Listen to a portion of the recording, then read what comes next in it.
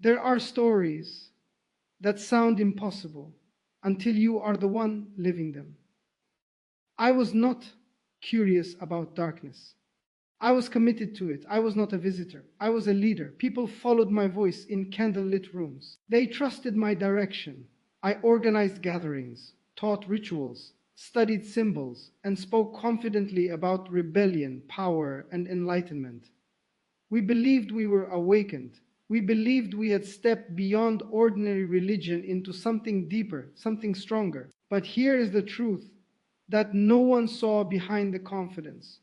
The deeper I went into darkness, the less light I could find inside myself. At first, it felt empowering. There is a strange attraction in believing you answer to no one. We spoke of freedom. We spoke of self-exaltation. We spoke of breaking chains. But slowly, the atmosphere around my life began to change. Not dramatically at first, subtly. Sleep became restless. Silence became heavy. Peace became unfamiliar. The gatherings grew more intense, but my soul grew more empty. I remember one particular night. The room was dim, the air thick with anticipation. Everyone looked to me to lead. I began speaking the words I had memorized so many times before, but halfway through, something shifted. I felt small, not physically, not socially, internally. It was as though the confidence I wore like armor suddenly cracked. I continued speaking, but inside I felt exposed. For the first time, I questioned the very thing I had devoted my life to. After that night, strange things began happening not around me, but within me.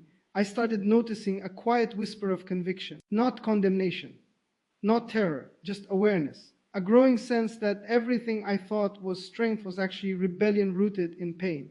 And then came the moment that changed everything. I was alone, no candles, no followers, no performance, just silence.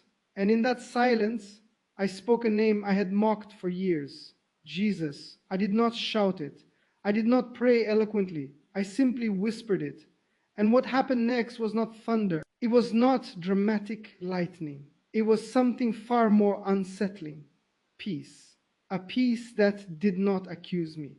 A peace that did not threaten me. A peace that did not negotiate with my past. In that moment, I realized something that shook me to my core. Everything I thought was power was sustained by defiance. But this presence, this peace, carried authority without force. I had led people into rebellion, but I had never encountered love like this. The shift did not happen overnight in behavior, but it happened instantly in direction. I could not unfeel what I felt. I could not unknow what I encountered. The same mind that once studied darkness began searching scripture. The same voice that once led chance began asking questions. And the more I searched, the clearer it became. I had been chasing identity in opposition, when true identity was found in surrender. Walking away was not easy. It meant losing status. It meant losing community. It meant admitting I had been wrong publicly. But freedom is worth more than reputation. And peace is worth more than applause. Today, I no longer lead gatherings of rebellion. I lead my heart in humility. I no longer glorify darkness. I testify of light.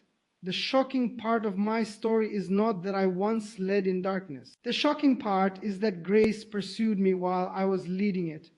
If there is one thing you hear tonight, let it be this. No one is too deep. No one is too committed. No one is too far gone. Light does not fear darkness. Darkness fears light. And the name I once rejected became the name that rescued me. The deception rarely introduces itself as deception. It does not announce its intentions openly, nor does it appear in forms that immediately repel. Instead, it often arrives dressed as insight, independence, or enlightenment. It appeals to the desire to feel awakened, different, elevated beyond ordinary understanding. When I first stepped into what I believed was deeper knowledge, it felt empowering. There was a sense of exclusivity, as though I had accessed truth hidden from the majority. That feeling itself was the first layer of deception.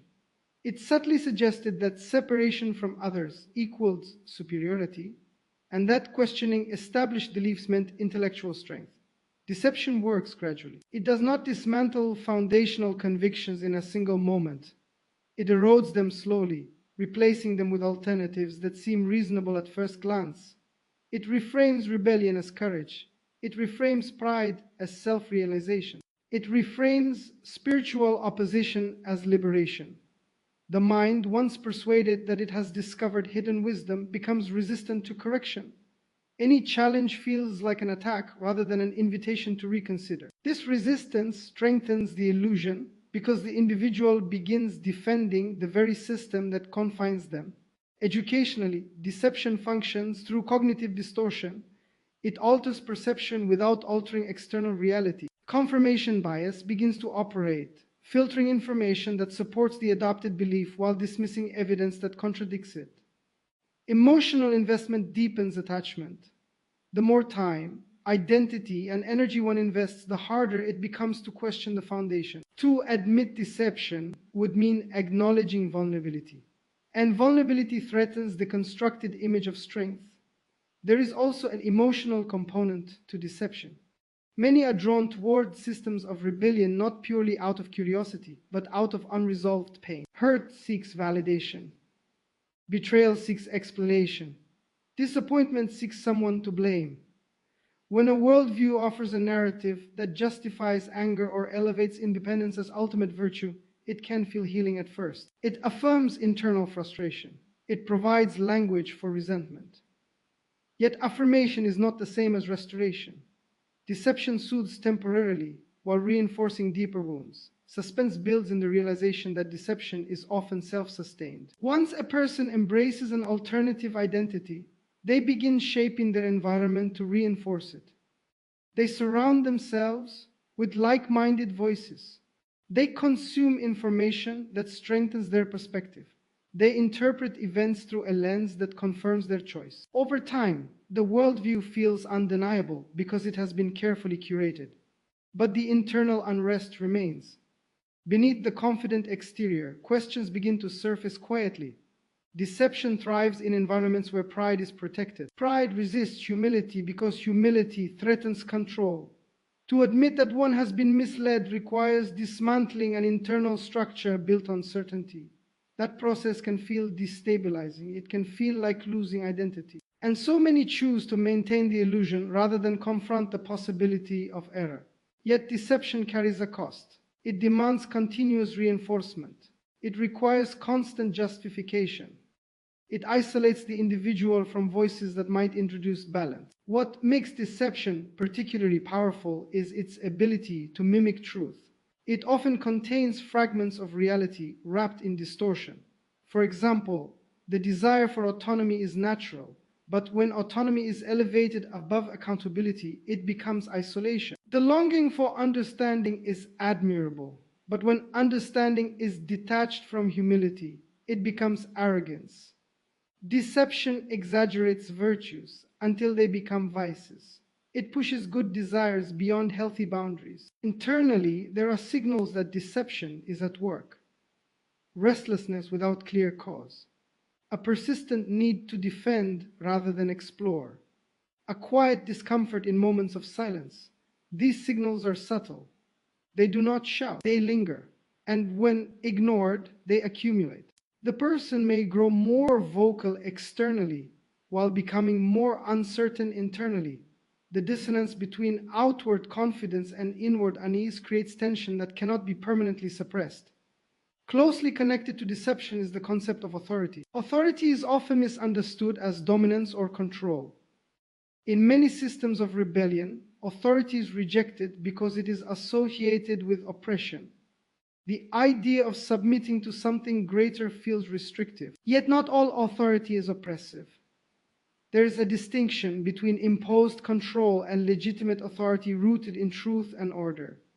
Understanding this distinction requires calm reflection rather than reactive resistance. Authority, in its pure form, establishes structure that protects rather than restricts.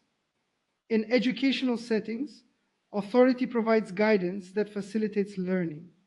In legal systems, authority maintains boundaries that preserve safety. Without legitimate authority, chaos increases. When every individual becomes their own ultimate reference point, conflict becomes inevitable. Personal preference replaces shared standard. In such an environment, the loudest voice often prevails, not the wisest. During my time leading in rebellion, authority was redefined as self-exaltation. We spoke of being our own highest power. On the surface, this felt liberating. No one to answer to, no higher moral reference. Complete autonomy. But autonomy without accountability produces instability. When each person becomes the final authority, disagreement escalates quickly because there is no shared foundation for resolution. Relationships become fragile. Loyalty depends on agreement rather than principle. True authority does not rely on intimidation. It does not need constant assertion. It is recognized because it aligns with reality.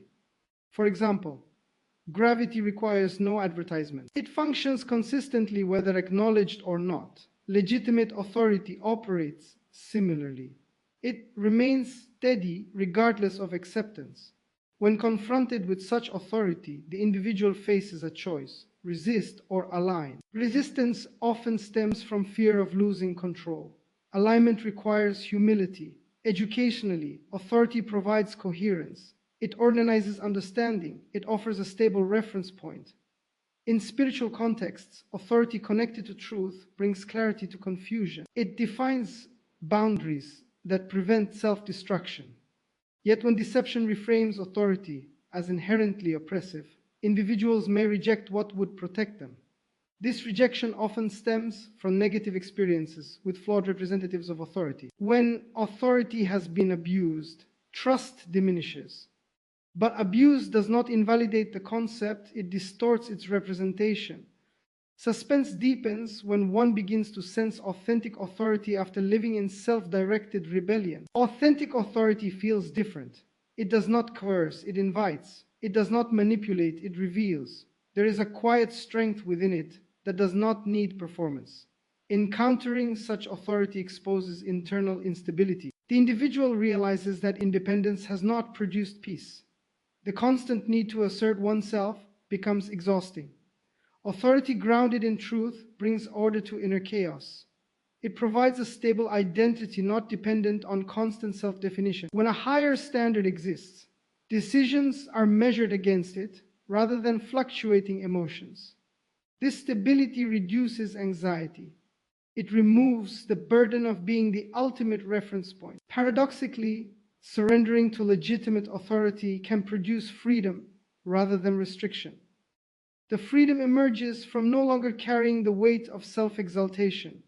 The tension between deception and authority is profound. Deception whispers that surrender equals weakness. Authority rooted in truth demonstrates that surrender can lead to restoration. The individual standing at this intersection often experiences internal conflict. Pride resists. Fear anticipates loss. Yet curiosity begins to question whether autonomy has truly satisfied. Calm reflection reveals that deception isolates while authority connects. Deception elevates the self above correction. Authority invites growth through guidance. Deception depends on distortion. Authority depends on alignment with reality. When these contrasts become clear, the individual faces an unsettling awareness. What once felt like enlightenment may have been illusion, and what once felt restrictive may hold the key to stability. And in that awareness, the quiet unraveling of deception begins, not through force, but through the steady recognition that truth does not need exaggeration to remain firm. An authority grounded in love does not demand submission through fear but stands patiently, waiting to be acknowledged.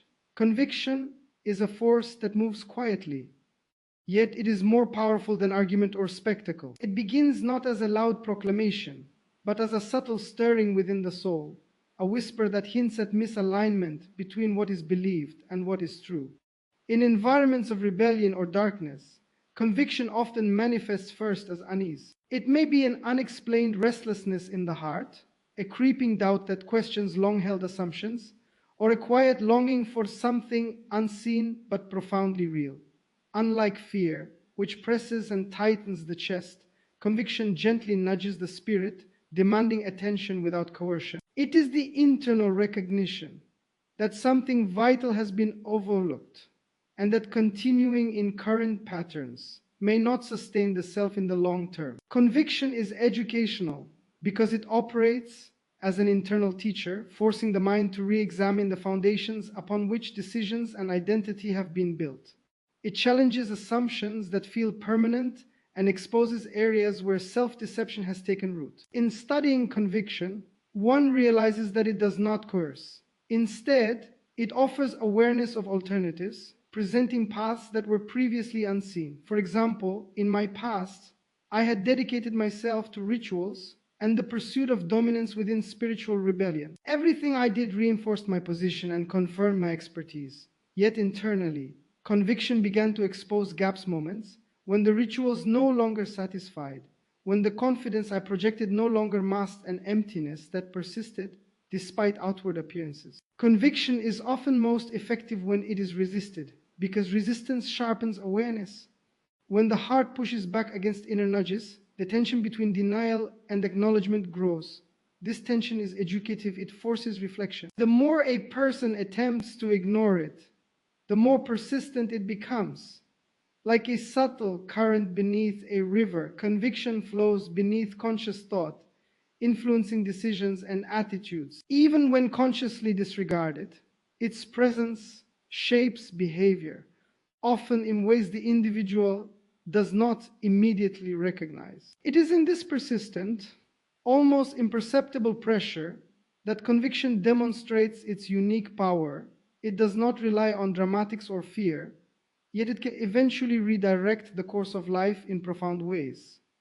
Conviction is also connected to moral and spiritual alignment. It functions as an internal compass, indicating where actions, beliefs, and desires diverge from a deeper sense of truth. When one experiences conviction, there is often a simultaneous recognition of past errors, not in the sense of guilt alone, but in the sense that one has been operating within a framework that is misaligned with authentic identity and purpose. It introduces a subtle suspense into life because it forces choice, continue in familiar patterns, or follow the new insight that demands attention.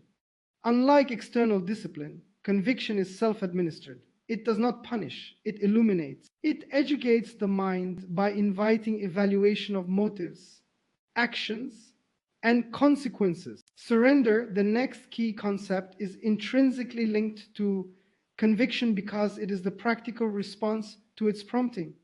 While conviction raises awareness, surrender executes transformation. Surrender is often misunderstood as weakness or capitulation, especially in environments that value autonomy and self-direction. In my experience, surrender initially felt like a loss, a relinquishing of control, of identity carefully constructed over years, of the authority I had commanded.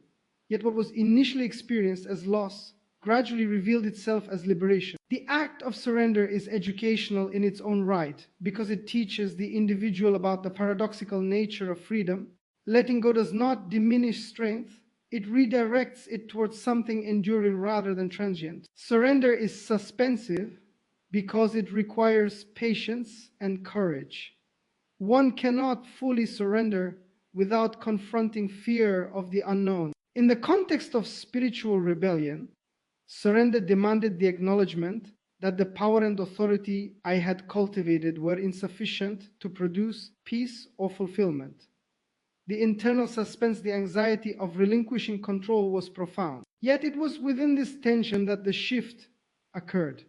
As surrender progressed, it became evident that the act was not about external obedience alone, but about internal alignment. It is a recalibration of priorities, a recognition that true stability is not gained through dominance or defiance, but through submission to a higher, guiding truth.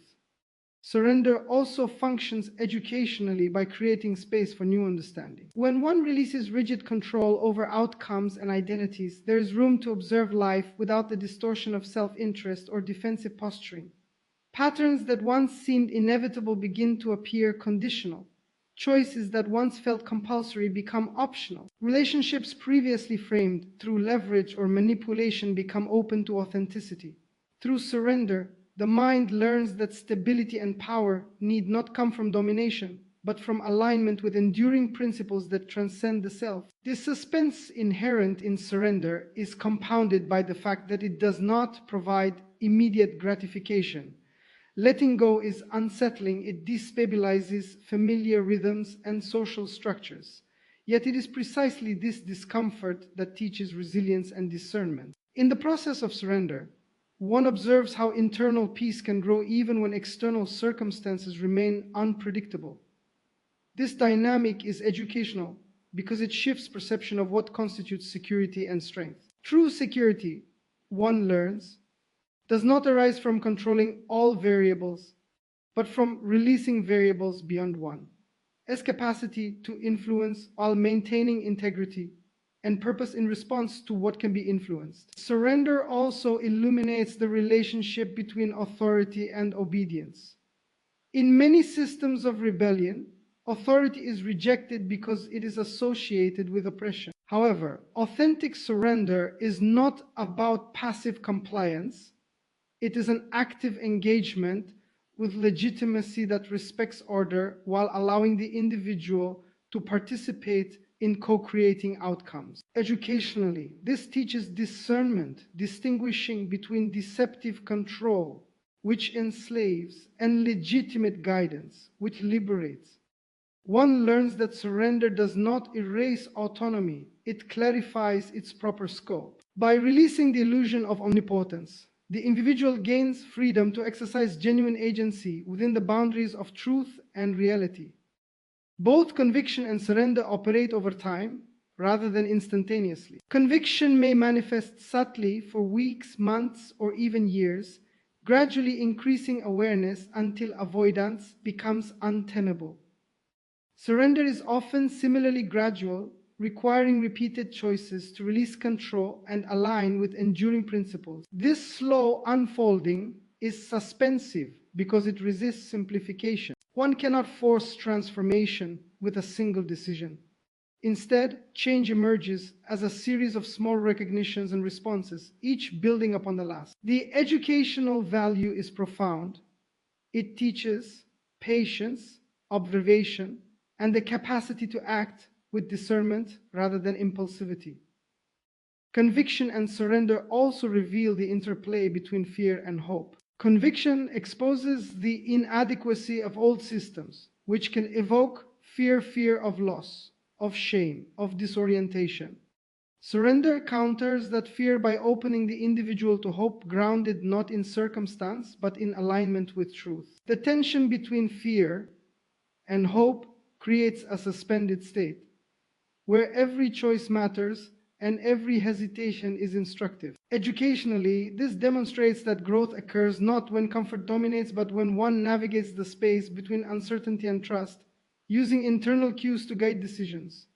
The cumulative effect of conviction and surrender is transformation of identity. As awareness deepens and control is gradually released, the individual begins to redefine selfhood, not through rebellion or opposition, but through integration with higher principles. Patterns of behavior that once reinforced fear, pride, or deception are challenged and replaced with habits of clarity, humility, and alignment. The suspense remains because identity is reconstructed incrementally. Each moment of awareness, each act of release, is a small reconfiguration of the self, producing a subtle yet profound recalibration of perspective. Conviction and surrender also shape interpersonal dynamics. In my experience, relationships built on fear, manipulation, or performance begin to shift as these principles take hold. The calm derived from inner alignment influences interaction, communication, and decision-making. Others respond not to authority imposed through intimidation, but to the quiet integrity emanating from a person who acts with awareness and alignment. This educational insight demonstrates that internal transformation precedes and informs external influence. Leadership and guidance become reflections of inner calibration rather than tools for domination. The suspensive nature of these processes cannot be overstated. Conviction constantly prompts reassessment, generating subtle tension as old beliefs are challenged. Surrender requires courage, testing comfort zones, and forcing engagement with uncertainty. The interplay of the two creates a dynamic environment for learning, one in which awareness, reflection, and action are intertwined. This is educational because it encourages active participation in one's own transformation rather than passive absorption of information. It develops discernment, patience, and a nuanced understanding of cause and effect in both internal and external domains. The depth of conviction and surrender is further revealed in their ability to counter self-deception. Conviction exposes inconsistencies between professed beliefs and lived behavior, while surrender provides the mechanism to realign actions with truth. Together, they create a feedback loop that gradually reshapes perception, emotion, and choice. The suspense is intrinsic, one cannot anticipate the precise outcome, and each moment of alignment offers new challenges to be navigated. The educational dimension lies in the iterative process itself, which teaches observation, reflection, and application over time. Finally, conviction and surrender demonstrate that transformation is not about external validation. In the environments of rebellion I once navigated, recognition, status, and control were constantly pursued as markers of success.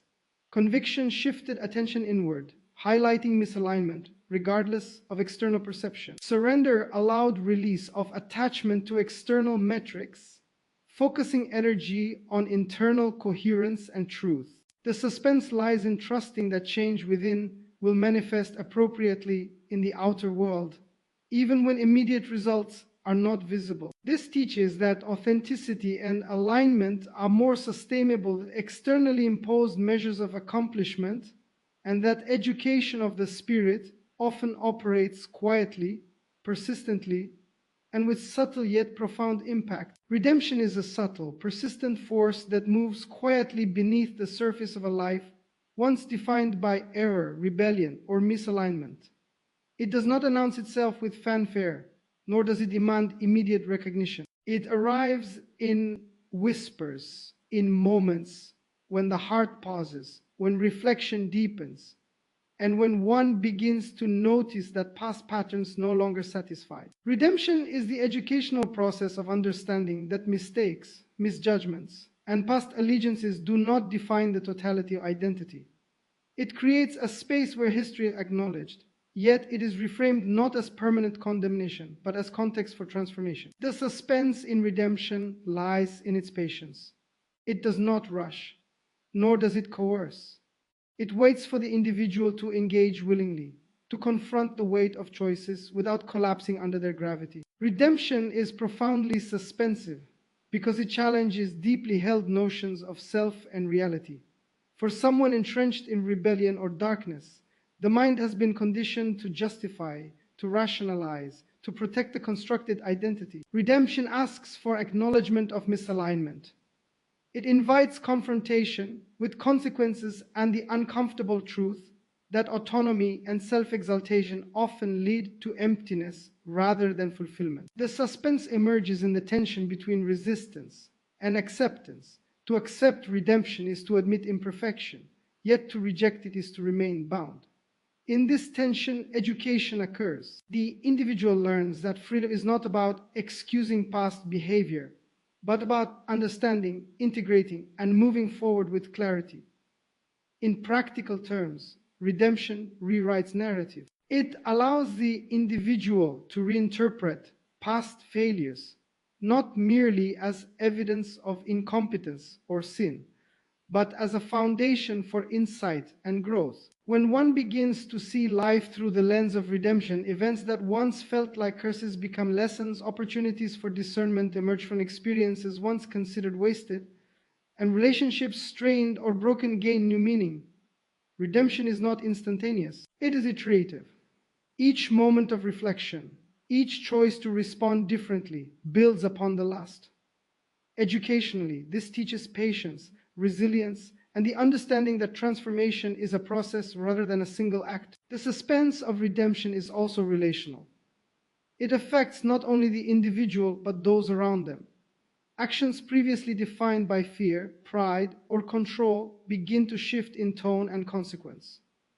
Authority once misapplied becomes a tool for guidance. Once used to manipulate or impress, gain weight and clarity. The individual begins to notice subtle responses from others, a deepening trust, an openness that was previously absent, a recognition that behavior and alignment have changed. Redemption, therefore, is both inward and outward. It educates the mind by reshaping perception and the heart by reshaping relational dynamics. The suspense is in observing these changes unfold gradually, without guarantee of immediate resolution. Transformation is the natural progression of redemption, but carries its own complexities. While redemption rewrites the narrative of past life, transformation rewrites the very structure of identity and behavior. It is a holistic recalibration of thought, action, and perspective. Transformation requires engagement with conviction and surrender, and it is sustained by the interplay of awareness and choice. The process is suspensive because it unfolds unpredictably. Internalized habits, thought patterns, and emotional responses do not vanish immediately. They are challenged incrementally, reshaped slowly through repeated acts of alignment with truth, and reinforced through conscious reflection. Slow unfolding creates tension, uncertainty, and introspection, which are central to its educational value. Transformation is often misunderstood as external change alone. True transformation begins internally in the calibration of desires, priorities, and perception. Behavior may shift visibly, but the deeper alteration occurs in the mind and heart. The individual begins to operate from a new center, one informed by insight, guided by truth, and strengthened by awareness of past misalignment. The suspense arises from the ongoing tension between old impulses and new alignment. Choices are constantly presented, and each decision reinforces or challenges the emerging structure of identity. Transformation teaches discernment, patience, and the long-term impact of repeated, deliberate action. The educational dimension of transformation is profound because it is experiential. Unlike theoretical instruction, which may be understood intellectually, transformation is learned through living. The mind encounters scenarios, the heart experiences consequence, and the spirit evaluates response. Over time, these lived lessons reshape cognition, emotion, and behavior. Suspense is inherent because the process cannot be fully predicted or controlled. Each encounter, decision, and reflection contributes to a cumulative understanding that solidifies gradually. In this way, transformation educates the individual on the nature of cause and effect, the relationship between choice and outcome, and the subtle dynamics of internal alignment versus external influence. Transformation also interacts with the concept of authority. As the individual recalibrates, they begin to recognize legitimate authority differently. Where once independence was idolized, there is now discernment. Where once rebellion was celebrated, there is now an understanding of alignment with principles that foster stability and growth. Transformation allows one to recognize that surrender to authentic authority does not diminish selfhood but enhances it, providing a stable framework within which freedom can be exercised effectively. The suspense is educational because each act of alignment reinforces understanding, yet old habits and impulses continue to test resolve. Redemption and transformation together demonstrate the interplay of fear and freedom. Redemption confronts fear by offering an alternative narrative that past mistakes do not necessitate permanent bondage. Transformation operationalizes freedom by altering thought patterns, behavior, and perspective, allowing the individual to act with intentionality rather than reaction. The suspense is inherent because the shift from fear-driven responses to freedom-aligned action is gradual. The mind and body resist, old patterns reassert themselves, and continuous awareness is required to maintain alignment. Through this tension, education occurs at the deepest level. The individual learns how to navigate internal conflict, make deliberate choices, and cultivate resilience over time. Both processes also illuminate the relationship between identity and experience. Redemption reframes past experiences as context rather than condemnation, while transformation restructures identity to integrate those lessons into a coherent, functional whole. Suspense arises in observing how incremental shifts accumulate into significant internal change. The individual may not notice the subtle transformations daily, but over time, the cumulative effect becomes undeniable. This is educational in its teaching that long-term growth often occurs quietly and subtly, requiring patience, observation, and reflection. Redemption and transformation are not purely internal phenomena. They manifest externally in interactions, decisions, and influence. Actions become consistent with new understanding. Relationships shift in tone and depth. Choices reflect intentional alignment rather than reaction to fear or desire for control. The suspense lies in observing these changes unfold unpredictably as life situations test the internal recalibration continuously. Educationally, this teaches adaptability, integrity, and the application of internal insight to external circumstances. Furthermore, the processes of redemption and transformation reveal the paradoxical nature of strength. True strength is not exercised through domination or self-exaltation. It emerges through alignment, surrender, and disciplined application of insight. The suspense is instructive. Old methods of asserting control feel powerful in the moment, yet they undermine growth. New approaches, guided by understanding and recalibration, often appear subtle or passive, but produce enduring stability. This paradox teaches discernment and recalibrates the understanding of influence, authority, and efficacy. Redemption also educates in empathy and relational dynamics. By reframing past misalignment, the individual begins to understand the vulnerabilities, errors, and limitations of others. Transformation reinforces this understanding by demonstrating that change is gradual, requiring patience and awareness. Suspense is inherent because applying these lessons in real-world interactions tests resolve continuously. The mind must navigate unpredictability, the heart must regulate response, and the spirit must maintain alignment despite external pressures. The processes of redemption and transformation are iterative. Each cycle of recognition, release, and realignment contributes to cumulative growth. Suspense emerges in the unpredictability of the process. Old habits, latent fears, and recurring impulses surface repeatedly, requiring renewed attention and adjustment.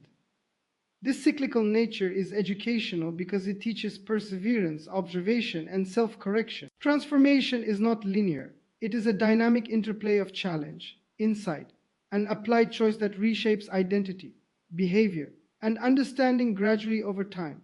Redemption and transformation also illuminate the relationship between past and future. Past choices are acknowledged and understood, not erased. Transformation demonstrates that the future is not predetermined by history but shaped by the conscious application of insight and alignment. Suspense arises in navigating this relationship. One cannot undo the past, yet the past informs deliberate decisions in the present, influencing the trajectory of identity and action. The educational implication is profound. Learning is not simply cognitive acquisition, but lived integration of insight into ongoing behavior, thought, and relational dynamics. Finally, both redemption and transformation reveal that authentic change is calm, subtle, and persistent rather than dramatic or coercive. The suspense lies in the quiet persistence, the slow accumulation of insight and recalibration that produces profound internal reorganization without immediate visibility. The educational dimension emphasizes observation, patience, and deliberate engagement, teaching that growth occurs in the interplay between awareness and action, between reflection and alignment, and between surrender and disciplined choice. As we come to the end of this testimony, the journey from darkness to light becomes clear. Deception may have disguised itself as wisdom, authority may have been misused, conviction quietly stirred the heart, surrender gradually released control, redemption reframed the past, and transformation reshaped identity and purpose. Each step, though calm and subtle, holds immense power. It is in the quiet moments of awareness, reflection, and alignment that true change begins, showing that no one is ever beyond hope and no darkness is beyond the reach of light. Thank you sincerely for taking the time to watch this video and for allowing this testimony to speak to your heart. Your presence matters, and I hope this story encourages reflection, insight, and a renewed sense of possibility. If this message has impacted you, please consider subscribing to the channel. Stay connected so you don't miss more testimonies, teachings, and insights that continue to explore truth, transformation, and hope. Let us walk together in the calm yet powerful journey toward light, awareness, and life-changing change. Stay connected. Stay inspired, and above all, embrace the path of transformation and hope